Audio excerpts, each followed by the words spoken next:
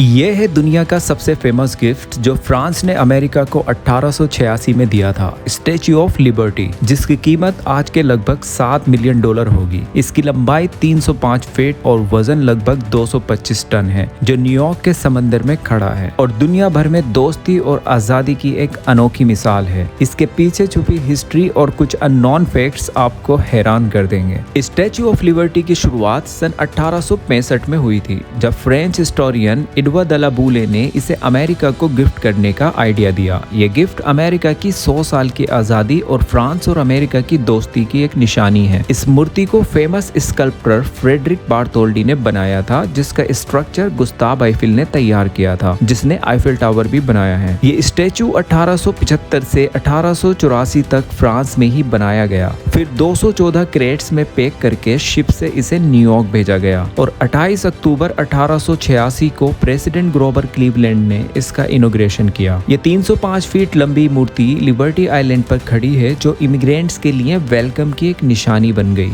जो 1886 से 1924 तक एलिस आइलैंड के रास्ते अमेरिका में दाखिल हुए थे। इसका स्टैंड बनाने में भी काफी मुश्किलें आईं, लेकिन उस वक्त के न्यूज़पेपर टाइकून जोसेफ पुलिट्जर ने एक कैंपेन चलाई और 1,20,000 लोगों ने छोटे छोटे डोनेशन से इसका सपना पूरा किया। ये स्टैच्यू दिखने में जितना अट्रैक्टिव है, उससे ज्यादा ये मीनिंगफुल है। मतलब ये कि इसके राइट हैंड में जो टॉर्च है वो इनलाइटनमेंट को इशारा करता है और लेफ्ट हैंड में एक टैबलेट पर अमेरिका की आजादी का दिन लिखा है, जुलाई 4, 1776। इसके पैरों के नीचे टूटी हुई जंजीर है, जो स्लेवरी या गुलामी खत्म होने की एक निशानी है। इसके क्राउन में 7 रेज हैं, जो 7 समंदर और 7 कॉन्टिनेंट को प्रेजेंट करता है। ये कॉपर से बना है, जिसका ओरिजिनल कलर डल ब्राउन था, जो क्लाइमेट की वजह से चेंज होकर ब्लू शेड्स देता है। इसका वजन 225 टन है और इसका फ्रेमवर्क इतना स्ट्रॉन्ग है कि तेज हवा में सिर्फ 3 इंच तक ही हिल सकता है। और ये बात शायद आपको ना पता हो, इसके हाथ में ये जो टॉर्च है,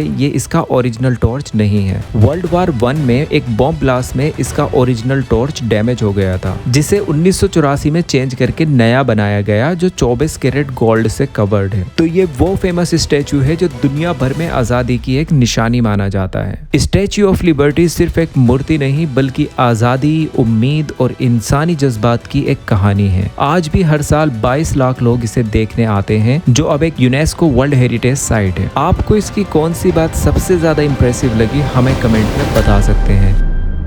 ये है the Maya civilisation, one of the most mysterious and advance ancient cultures.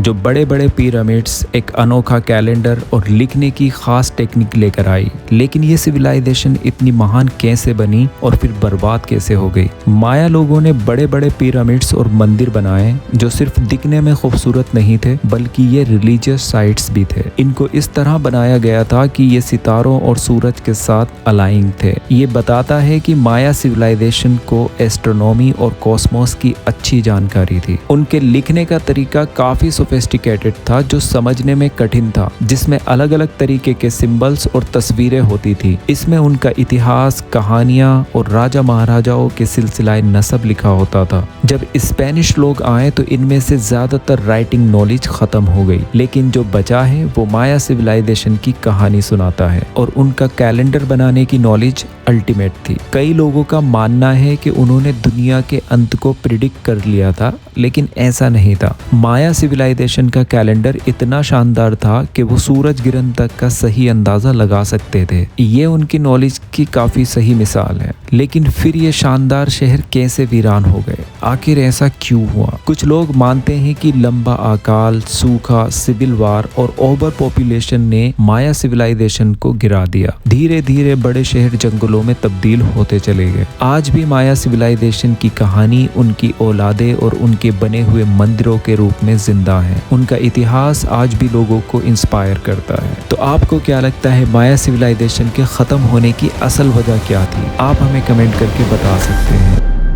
हजारों साल पहले एक ऐसा जमाना था जहाँ किताबें नहीं होती थी, जहाँ लिखने और पढ़ने का चलन नहीं था। कहानियाँ सिर्फ जुबान से सुनाई जाती थी, नॉलेज को याद रखा जाता था और पुरानी बातें रेत की तरह हवा में उड़ जाती थी। ये थी द एंशिएंट सिविलाइजेशन मेसोपोटामिया। यहाँ समेरियंस रहते थे, समझदार और नए नए तरीके खोजने वाले लोग। उन्होंने पहले बड़े बड़े शहर बनाए जैसे उरुक, उर एंड एरिदू, जो ट्रेड एंड कल्चर के सेंटर पॉइंट बने। ये पहले लोग थे जो नदियों का पानी खेती के लिए जमा करना जानते थे। जब उन्होंने अपना शासन या गवर्नमेंट बनाई तो एक सवाल था, ये सब लिखे कैसे? कानून, फसल और अपनी हिस्ट्री को कैसे रिकॉर्ड करें? तब आई क्यूनिफॉर्म, सबसे पुरानी लिखाई। गीली मिट्टी पर छोटी छोटी छाप बनाई जाती जो धूप में सुखा दी जाती थी। ये सिर्फ कुछ लकीरें नहीं थी, ये शब्द, विचार और पूरी कहानियां थी। ये लिखाई उनके लिए एक बड़ा बदलाव साबित हुई। समेरियंस ने क्यूनिफॉर्म का इस्तेमाल हर जगह किया, अनाज और एनिमल्स का हिसाब रखने से लेकर गिलगमेश की कहानियां लिखने तक, जो दुनिया की पहली जानी मानी कहानी थी। उन्होंने बड़े बड़े जिगराट्स बनाए जो सिर्फ मंदिर नहीं थे, ये ताकत और उनके बिलीफ की तरफ इशारा करते हैं जिन पर चढ़कर पुजारी अपने ईश्वर की प्रेयर करते होंगे। समेरियंस यहाँ अकेले नहीं थे, इनके साथ थे अकेडियंस, जिन्हें सारगन ने एक मजबूत साम्राज्य दिया। उन्होंने भी क्यूनिफॉर्म अपनाया और लिखाई को और दूर तक पहुंचा दिया। फिर बाद में आए बेबीलोनियंस, जिन्होंने एक शानदार शहर बनाया, Babylon.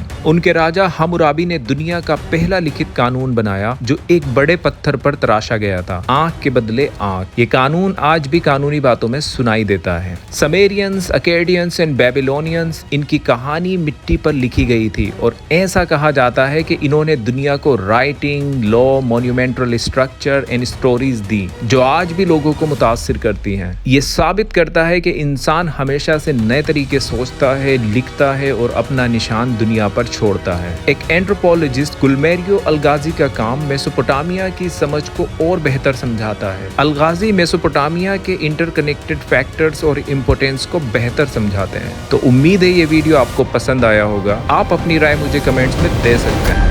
The Indus Valley civilisation history की सबसे दिलचस्प और कम पहचाने जाने वाली पुरानी सभ्यताओं में से एक है। जब इजिप्ट में पिरामिड्स बन रहे थे और मेसोपोटामिया खुशहाल हो रहा था, तब ये एडवांस सिविलाइजेशन 2600 से 1900 BCE के बीच में, जो आज का पाकिस्तान और नॉर्थ वेस्ट इंडिया है, वहाँ फल फूल रही थी। 1 मिलियन स्क्वायर किलोमीटर से ज्यादा इंडस रिवर के आसपास और उसके आगे तक फैली हुई थी। इसमें अपने पीक पे 5 मिलियन से ज्यादा लोग रहते थे। इसकी well plan cities, sophisticated infrastructure और मिस्टीरियस लिखावट सिस्टम इसे पुराने जमाने का सचमुच एक अजूबा बनाती है। इस सिविलाइजेशन के सबसे मशहूर शहर थे मोहनजोदाड़ो और हड़प्पा। मोहनजोदाड़ो, जो 2500 BCE के आसपास बना था, एक बहुत ही अच्छे से प्लान किया गया शहर था, जिसमें चौड़ी सड़कें, ईंटों के घर और एक बड़ा स्ट्रक्चर था जिसे ग्रेट बाथ कहते हैं, जो शायद एक पब्लिक पूल या धार्मिक स्थल था। वहीं हड़प्पा